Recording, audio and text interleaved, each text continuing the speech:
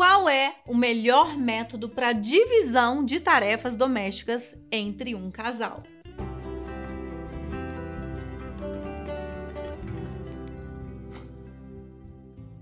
Eu sou Cristiane Schumann, sou psicóloga, sou PhD em saúde, sou certificada por Harvard no tratamento de casais e hoje a gente vai conversar um pouquinho sobre qual é o melhor método para divisão de tarefas domésticas entre uma família ou entre um casal. O primeiro passo é ter uma lista com todas as tarefas domésticas e o ideal é que elas sejam divididas ali. Lavar as louças, limpar o fogão, varrer a casa, arrumar a cama. Então essas tarefas que todos os dias precisam ser repetidas. Tirar um lixo, por exemplo, então esse tipo de tarefas.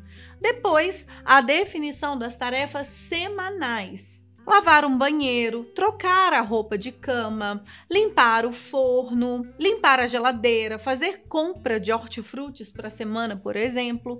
Então, eu tenho uma listinha de tarefas que eu preciso fazer todos os dias, uma listinha de tarefas que eu faço semanalmente e até uma lista de tarefas mensais. Como, por exemplo, lavar os tapetes, lavar as cortinas, limpar os tapetes, organizar os guarda-roupas. Então, eu tenho uma lista de tarefas diárias, semanais e tarefas mensais. E na internet existem algumas listas com essas tarefas domésticas. Então, essas listas, elas podem ser bastante úteis para que você identifique ali quais são as tarefas necessárias na casa de vocês, no lar de vocês e qual seria a frequência mais adequada para cada uma dessas tarefas. O segundo passo é discernir como essa divisão será feita.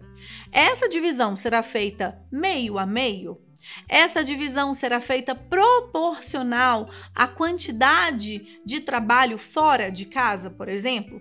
Então, imagine que uma das partes tenha um trabalho de 6 horas diárias. E a outra pessoa, o outro parceiro ou a outra parceira, tem um trabalho de 8 horas e ainda gasta aí mais 1 hora para deslocamento. Então, esse parceiro aqui fica fora de casa por 9 horas e esse parceiro de cá fica fora de casa por 6 horas. Então, essa divisão de tarefas, ela vai ser proporcional ao tempo que esses parceiros ficam em casa ou ficam fora de casa? Essa seria a segunda definição, ok? Então, passo 1, a lista de tarefas diárias, semanais e mensais. E o passo 2, qual é a melhor forma de dividir essas tarefas, meio a meio ou uma divisão proporcional ao tempo que se fica fora de casa. O terceiro passo seria uma boa conversa para que os parceiros escolham aquelas tarefas,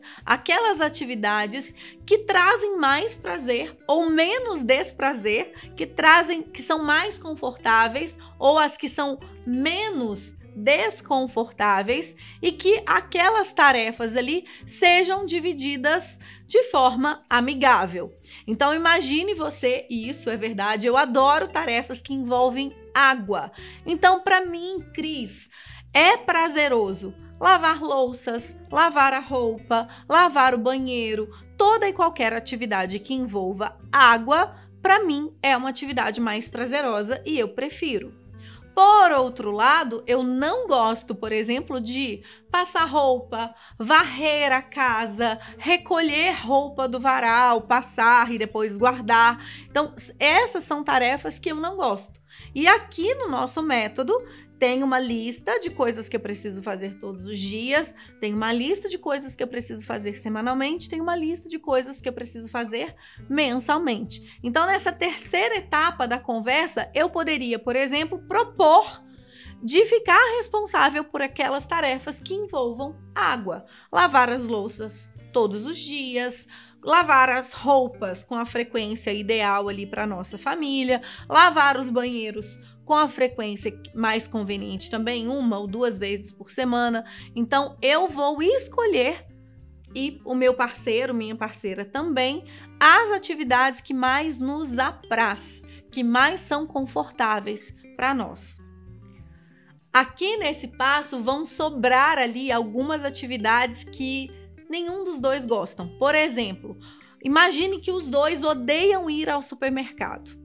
E aí, como é que a gente pode fazer, Cris? Eu já escolhi as atividades que eu me proponho a fazer, ele já escolheu as atividades dele, mas tem algumas atividades que ninguém quis, como, por exemplo, ir ao supermercado. Bom, vamos supor que vocês precisem ir ao supermercado uma vez ao mês para uma grande compra e uma vez por semana para pequenas compras, né? Para inteiras, comprar uma carne, comprar um legume, uma fruta, alguma coisa nesse sentido.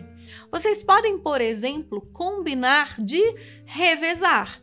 Então, essa semana e este mês, eu é que faço as compras. Na próxima semana e no próximo mês, quem faz as compras é você. Então, há um revezamento dessas atividades ou mesmo alguma forma de consenso do tipo, bom, já que eu passo pelo supermercado ou pelo hortifruti com mais frequência do que você, essas compras semanais eu faço, mas as compras mensais, que são maiores, dependem mais de tempo, tem um deslocamento maior, você fica responsável. Então, aqui nessa fase, é muito importante que o casal tente entrar em um consenso com relação à regularidade, com relação à frequência, com relação a alternar quem vai ficar responsável por aquela atividade. E o nosso último passo é um passo de avaliação. Tá dando certo? Tá funcionando? Quais atividades estão sendo mais fáceis de serem cumpridas